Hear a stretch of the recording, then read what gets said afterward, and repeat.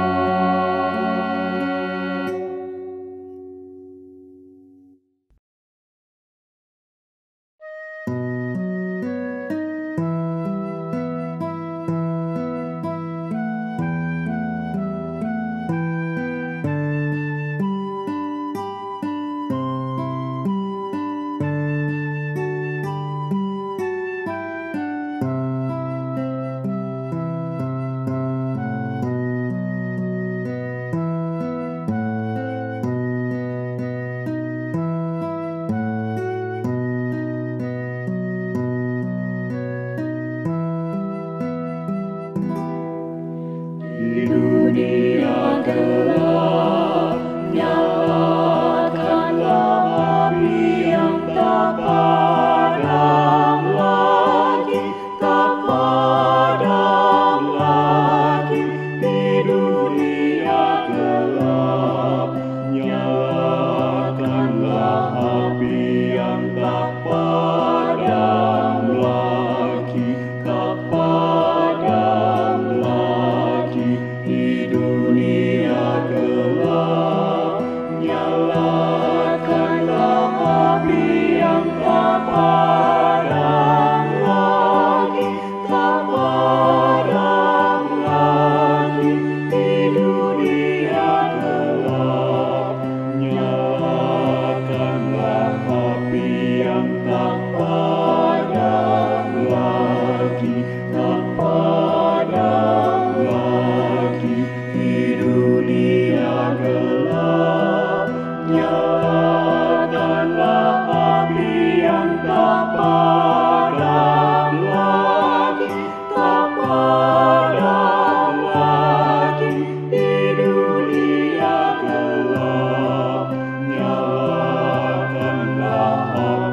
yang tak padam lagi, tak padam lagi. Di dunia gelap, nyalakanlah api yang tak padam lagi, tak padam lagi. Di dunia gelap, nyalakanlah api yang tak padam lagi, tak padam lagi. Di dunia gelap, nyalakanlah api yang tak padam lagi, tak padam lagi. Di dunia gelap, nyalakanlah api yang tak padam lagi, tak padam lagi. Di dunia gelap, nyalakanlah api yang tak padam lagi, tak padam lagi. Di dunia gelap, nyalakanlah api yang tak padam lagi, tak padam lagi. Di dunia gelap, nyalakanlah api yang tak padam lagi, tak padam lagi. Di dunia gelap, nyalakanlah api yang tak padam lagi, tak padam lagi. Di dunia gelap, nyalakanlah api yang tak padam lagi, tak padam lagi. Di dunia gelap.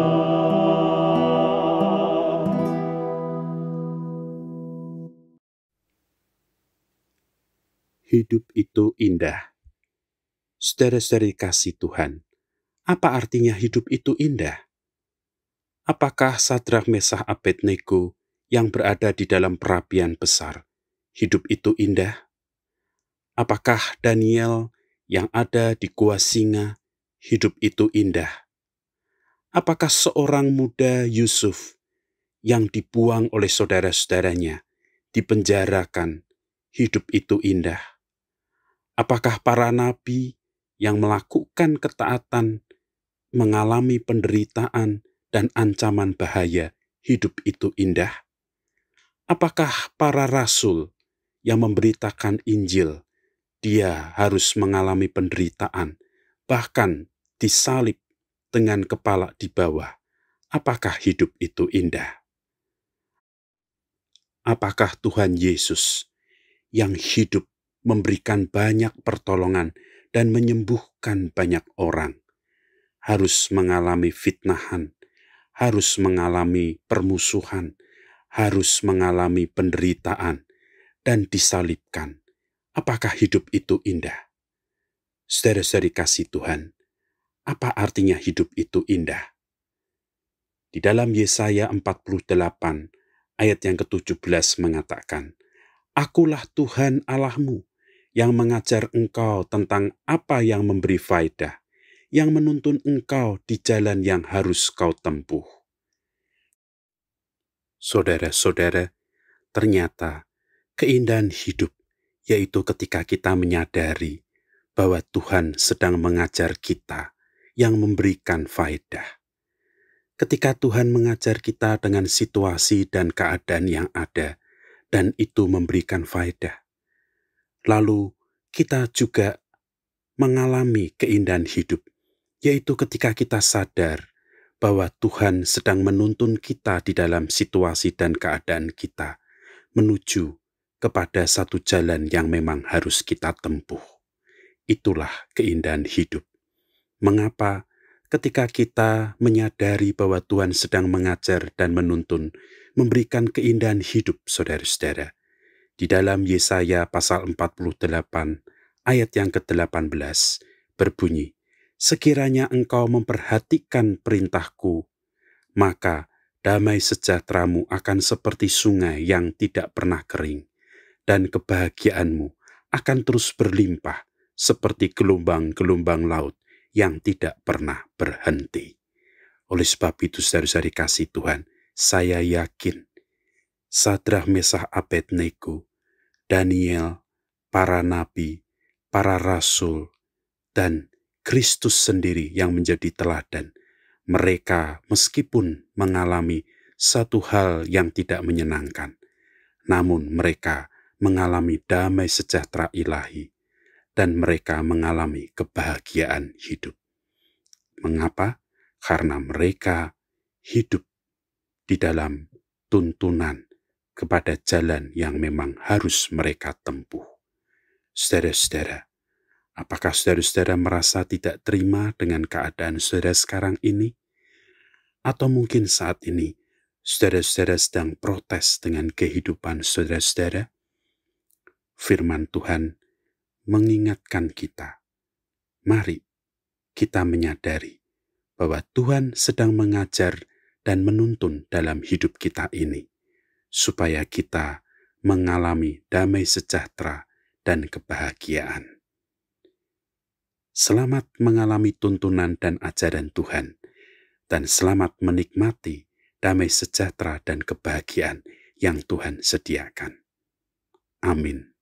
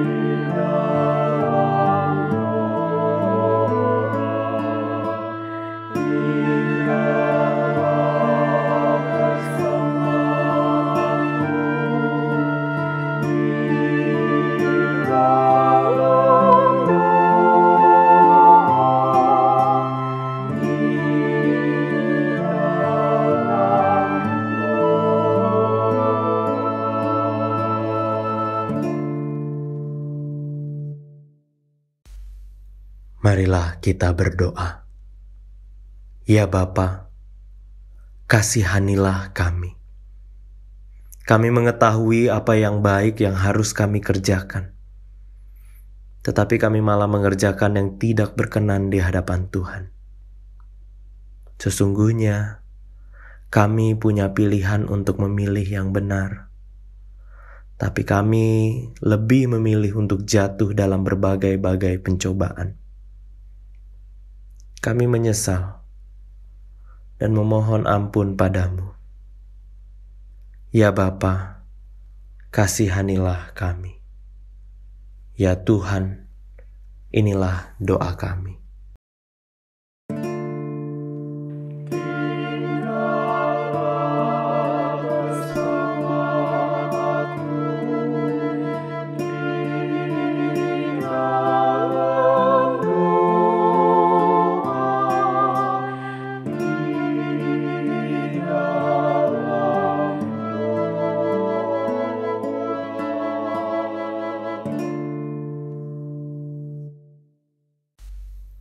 Bapa, kami berdoa bagi mereka yang sakit.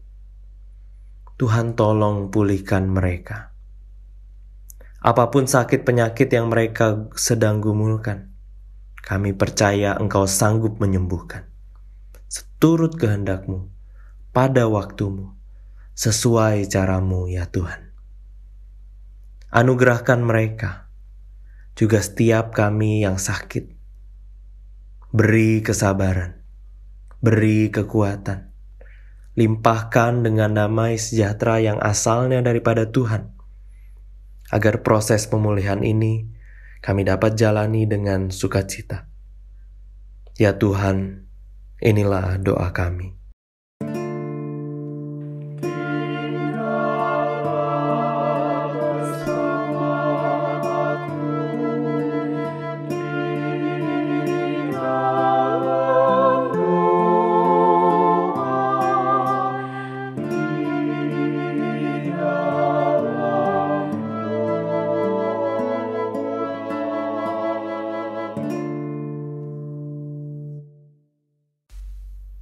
Kami berdoa ya Bapa bagi setiap kami yang saat ini sedang menjalani masa puasa Prapaskah.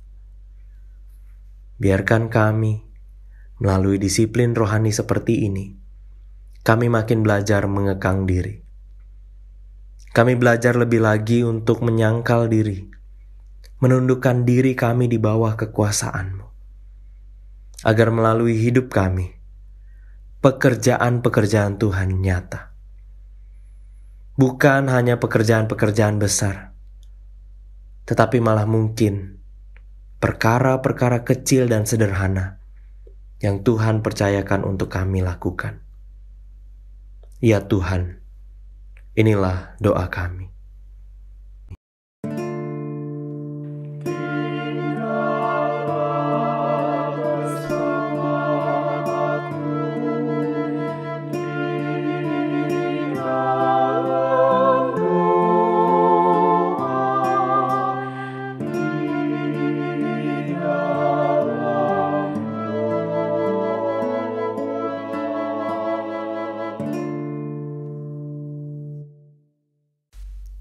Terima kasih ya Bapa.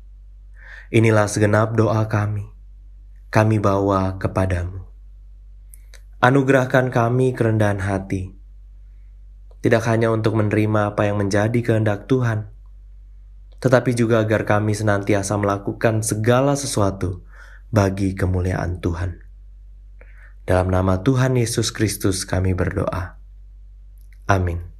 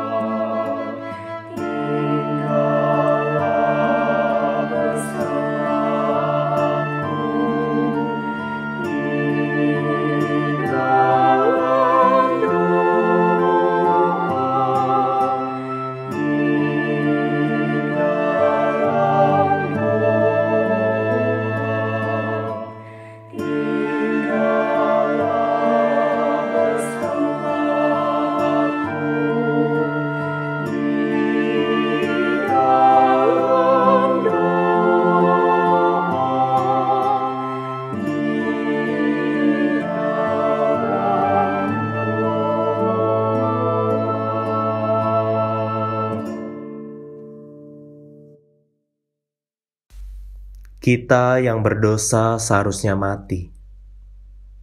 Kita jatuh ke jurang terdalam, tapi kita tak menyadarinya. Tiap hari kita meninggikan diri dalam keangkuhan. Yesus yang tak berdosa seharusnya hidup, tetapi ia malah naik, ditinggikan di tiang salib. Dan Yesus melakukannya. Ia merendahkan diri sampai mati demi menyelamatkan kita. Ikutlah dalam sengsaranya, dibaptis dalam kematiannya, maka kita hidup dalam kebangkitannya.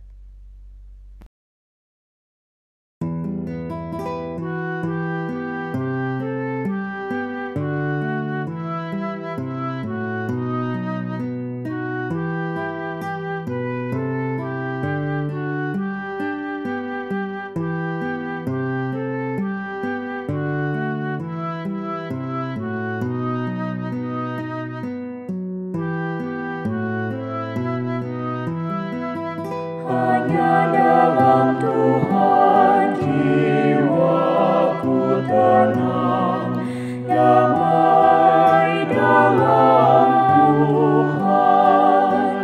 Hanya Tuhanlah sumber pengharapan, damai dan tenang.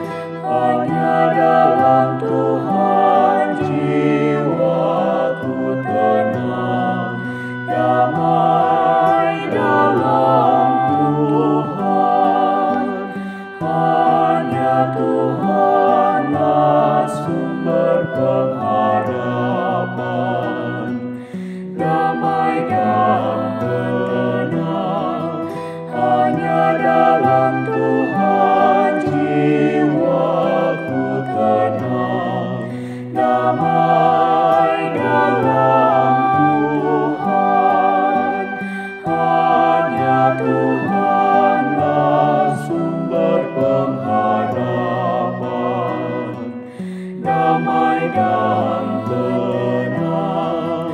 Hanya dalam Tuhan jiwaku tenang, damai dalam Tuhan.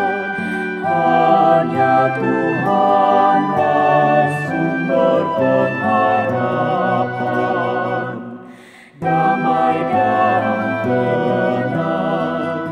Hanya dalam Tuhan jiwaku tenang, damai dalam Tuhan. Hanya Tuhanlah sumber pengharapan, damai dan tenang. Hanya dalam Tuhan jiwaku tenang, damai